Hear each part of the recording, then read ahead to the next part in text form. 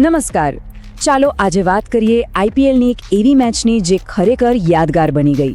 Kolkata night riders અને Lucknow super Giants વચ્ચેની એ match જેમાં એટલો બધો રોમાંચ હતો કે બધાના શ્વાસ અદ્ધર થઈ ગયા હતા. ચાલો એનું જરા વિશ્લેષણ કરીએ. ખબર છે, આ કોઈ સામાન્ય મેચ નહોતી. લોકો કહે છે ને કે ફિલ્મ જેવી કહાની હતી. બસ આ બિલકુલ એવું જ હતું. એમાં ડ્રામા હતો, વિવાદ હતો અને છેલ્લી ઘડી સુધી સસ્પેન્સ પણ હતું. અને ફિલ્મ જેવી કેમ કહી શકાય? કારણ કે એમાં બધું જ હતું. ખૂબ જ હાઈ સ્ટેક્સ ડ્રામા, પછી એક એવો વિવાદ જેને આખી ગેમ જ પલટી નાખી. ખેલાડીઓની કાચી ભાવનાઓ મેદાન પર દેખાઈ રહી હતી અને છેલ્લે એકદમ થ્રિલિંગ સુપર ઓવર ફિનિશ. તો ચાલો શરૂઆતથી શરૂ કરીએ. આખી મેચ કેવી હતી?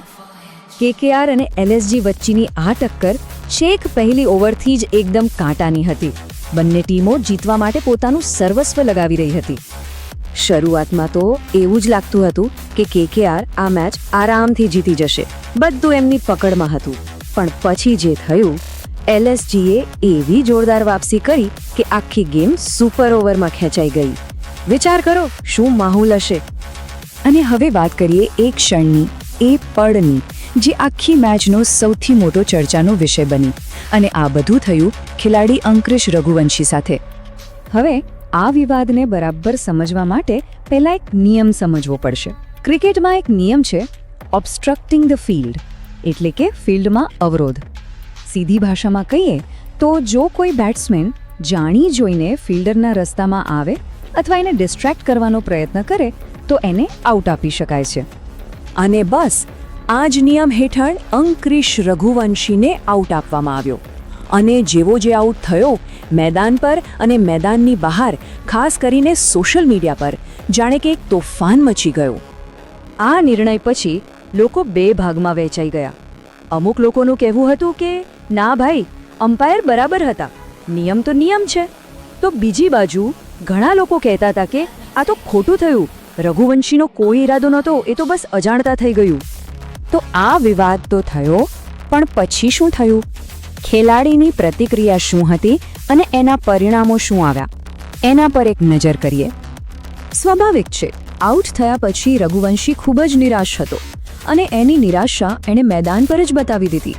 અમ્પાયરના નિર્ણય સામે પોતાનો અસંતોષ વ્યક્ત કર્યો, જે આઈપીએલના નિયમોનું સીધું ઉલ્લંઘન ગણાય. અને આ નિયમભંગનું પરિણામ સીધો 20% મેચ ફીનો દંડ. આ બતાવે છે કે તમે કેટલા પણ સારા ખેલાડી હો, પણ શિસ્ત તો રાખવી જ પડે. ચાલો હવે આખી વાતને એના ક્લાઇમેક્સ પર લઈ જઈએ. શોડાઉન એટલે કે સુપર ઓવર, જ્યાં આખી મેચનો ફેસલો થવાનો હતો. આટલા પ્રેશરમાં કેકેઆર જીત્યું કઈ રીતે? જુઓ, બે સિમ્પલ સ્ટેપ્સ હતા.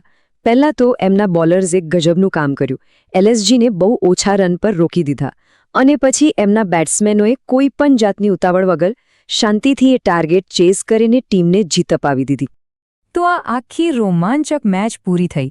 પણ આમાંથી શીખવા શું મળ્યું? આનો અંતિમ પાઠ શું છે? આ કેકેઆર વર્સેસ એલએસજી મેચે એક વાત ફરીથી સાબિત કરી દીધી કે આઈપીએલમાં કંઈ પણ થઈ શકે છે. તમે છેલ્લો બોલ નખાય ત્યાં સુધી કશું જ કહી ન શકો. આ જ તો આ ટુર્નામેન્ટની મજા છે. અને આમાંથી જે સૌથી મોટો બોધપાઠ લેવા જેવો છે એ છે કે જુઓ, ટેલેન્ટ કે કૌશલ્ય તો જરૂરી છે જ, એના વગર તો ચાલે જ નહીં. પણ એટલું જ જરૂરી છે દબાણ હેઠળ, પ્રેશરમાં પોતાની જાત પર કાબૂ રાખવો, એટલે કે શિસ્ત. તો અંતમાં આ સવાલ બધાના મનમાં રહી જાય છે. શું અમ્પાયરનો નિર્ણય ખરેખર સાચો હતો? શું એ નિયમોનું પાલન હતું કે પછી પરિસ્થિતિની ખોટી સમજ? આના પર બધાના અલગ અલગ મંતવ્યો હોઈ શકે છે.